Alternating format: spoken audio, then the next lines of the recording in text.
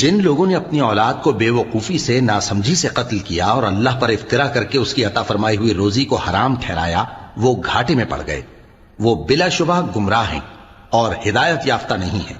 اور اللہ ہی تو ہے جس نے باغ پیدا کیے، چھتریوں پر چڑھائے ہوئے بھی اور جو چھتریوں پر نہیں چڑھائے ہوئے وہ بھی، اور کھجور اور کھیتی جن کے طرح طرح کے پھل ہوتے ہیں، اور زیتون اور انار جو بعض باتوں میں ایک دوسرے سے ملتے جلتے ہیں اور بعض باتوں میں نہیں بھی ملتے۔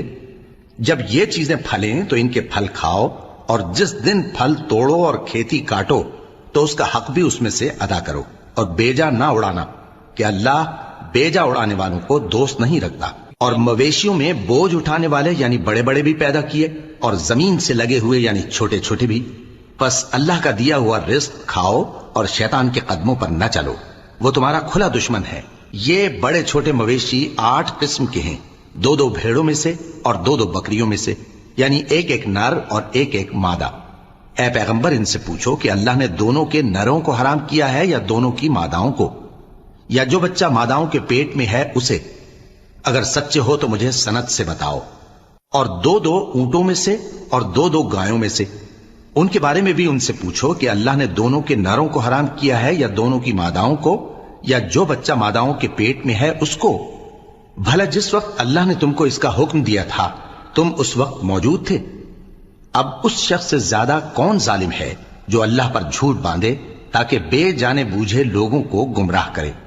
کچھ شک نہیں کہ اللہ ظالم لوگوں کو ہدایت نہیں دیتا۔ کہو کہ جو احکام مجھ پر نازل ہوئے ہیں میں ان میں کوئی چیز جسے کھانے والا کھائے حرام نہیں پاتا، بجز اس کے کہ وہ مرا ہوا جانور ہو یا بہتا لہو یا سور کا گوشت، کہ یہ سب ناپاک ہیں، یا کوئی گناہ کی چیز ہو کہ اس پر اللہ کے سوا کسی اور کا نام لیا گیا ہو۔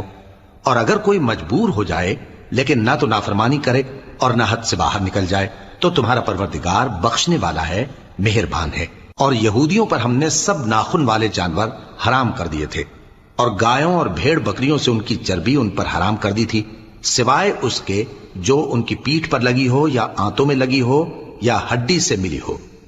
یہ سزا ہم نے ان کو ان کی شرارت کے سبب دی تھی، اور ہم یقیناً سچ کہنے والے ہیں۔ اب اگر یہ لوگ تمہاری تکذیب کریں تو اے پیغمبر کہہ دو تمہارا پروردگار بڑی رحمت والا ہے، اور اس کا عذاب بھی گناہگار لوگوں سے نہیں ٹلے۔